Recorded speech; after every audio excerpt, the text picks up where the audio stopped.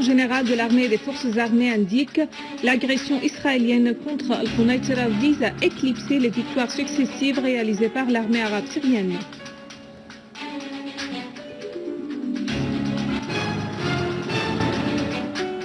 Le ministère des Affaires étrangères et des expatriés affirme que les États-Unis ont violé les 2 accords de Vienne sur les relations diplomatiques et les relations consulaires.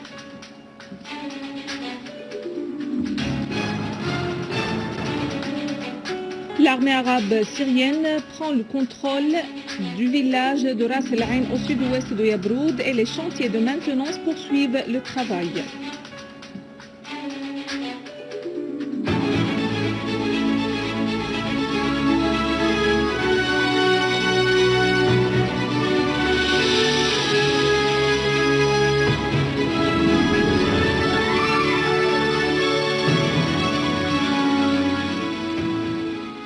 Mesdames et messieurs, bon après-midi. Le commandement général de l'armée et des forces armées a indiqué dans un communiqué publié aujourd'hui que l'ennemi sioniste violant l'accord du désengagement avait lancé hier des obus de chars et des missiles antiaériens près du village de Shheta et sur la colline 2023, faisant des dégâts matériels. Le communiqué ajoute qu'un soldat est tombé en martyr et que 7 autres ont été blessés dans un bombardement aérien israélien aujourd'hui contre 3 sites, à savoir comme l'Ouessiye, Nab al-Fawar et Sa'sa aux périphéries d'Al-Quneitra, précisant que simultanément à cette agression, des terroristes en grand nombre ont avancé depuis la Jordanie dans une tentative d'attaquer la prison centrale de Daraa. Le commandement général voit dans cette nouvelle agression une tentative d'éclipser les victoires successives réalisées par l'armée arabe syrienne, notamment la grande réalisation à Yabroud, qui constitue une frappe dure pour les réseaux terroristes et les partis qui les soutiennent, dont en premier lieu l'entité sioniste. Et le communiqué de conclure ces tentatives désespérées de crisper davantage la situation dans les circonstances actuelles sont susceptibles d'exposer au danger la sécurité de la région et la laissent ouverte à toutes les éventualités.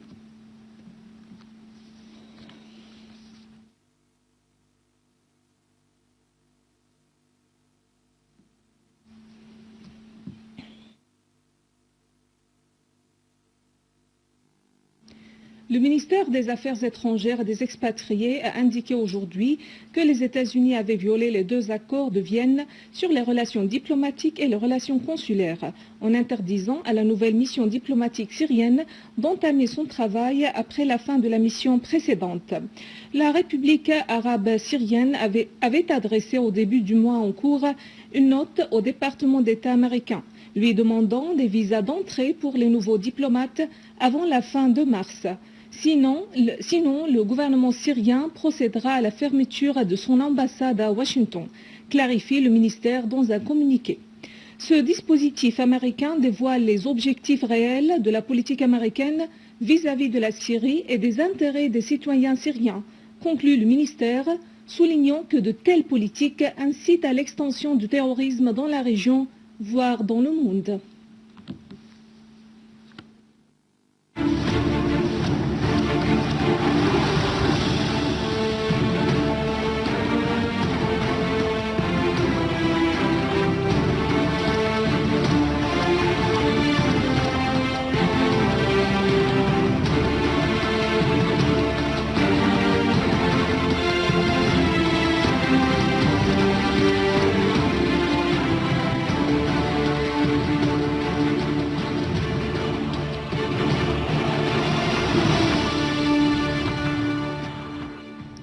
Une source militaire a déclaré que des unités de l'armée arabe syrienne ont pris le contrôle du village de Ras El Ain au sud-ouest de Yabroud et procédé à la liquidation d'un grand nombre de terroristes.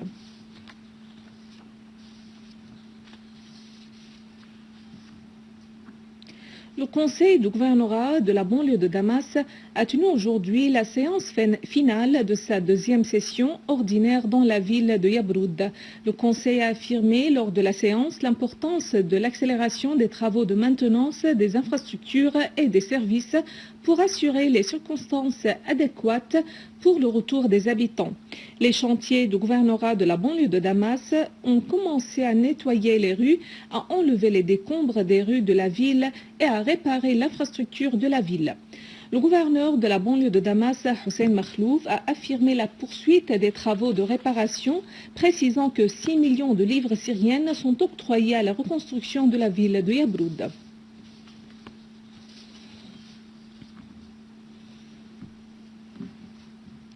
Neuf citoyens ont été blessés dans la chute d'un obus de mortier lancé par des terroristes près du jardin d'Al-Jahed à Damas. L'obus est tombé dans la rue publique, causant en plus des blessés des dégâts matériels dans 2 voitures.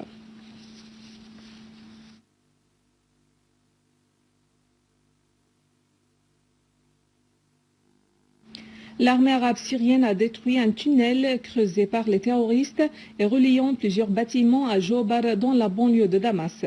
Creusé par les terroristes retranchés dans cette région, le tunnel est d'une longueur de 110 mètres. Il servait comme passage pour le déplacement et l'acheminement des armes et des blessés. Il renfermait aussi une chambre d'opération des terroristes.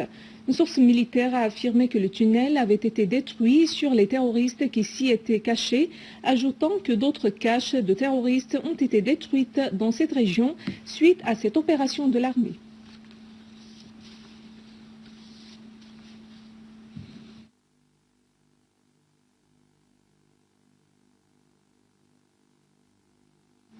Dans la banlieue ouest de Homs, des unités de l'armée arabe syrienne et de la défense nationale ont fait des tués et des blessés dans les rangs des terroristes dans une embuscade bien montée à l'ouest du village d'Azara dans la région d'Arastan. Ils ont de même détruit 4 bateaux avec les terroristes à bord. D'ailleurs, d'autres unités de l'armée arabe syrienne ont pris le contrôle complet des fermes de Beit Bilal qui donnent sur la localité d'Ashwehed.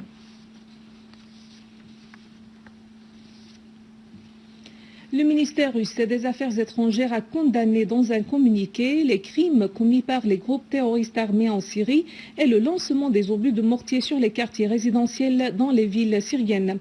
Le ministère russe a dénoncé l'agression terroriste qui a frappé la ville de Homs le 17 du mois en cours. Le ministère a souligné que l'armée arabe syrienne lutte contre le terrorisme et l'extrémisme et reprend le contrôle total de plusieurs régions qui étaient sous le contrôle des groupes terroristes, tels que la ville de Yabroud dans la banlieue de Damas. Le ministère russe a affirmé que les autorités syriennes luttent contre le terrorisme et l'extrémisme conformément à la résolution onusienne de 1139 qui stipule l'acheminement des aides humanitaires à toutes les régions syriennes en vue d'améliorer la situation humanitaire des citoyens.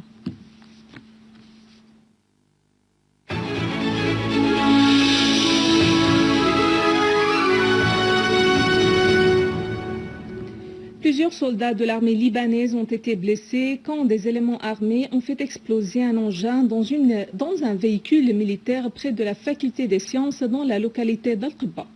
Des véhicules militaires sont exposés dans la nuit à des tirs d'obus par des éléments armés dans plusieurs quartiers de Tripoli. Cependant, les éléments armés continuent de couper les rues de la ville en parcourant les rues portant les armes.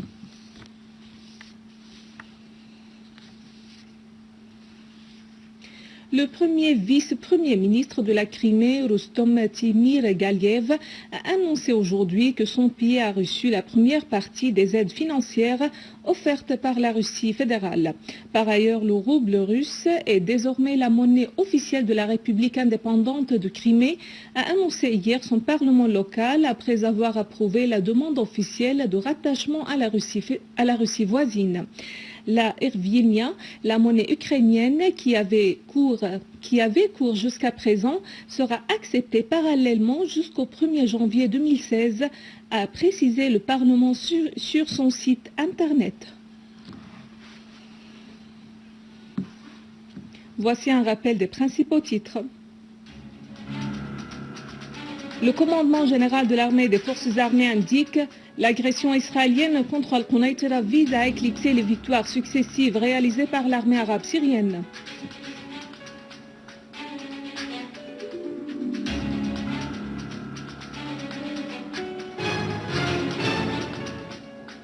Le ministère des Affaires étrangères et des expatriés affirme que les États-Unis ont violé les 2 accords de Vienne sur les relations diplomatiques et les relations consulaires.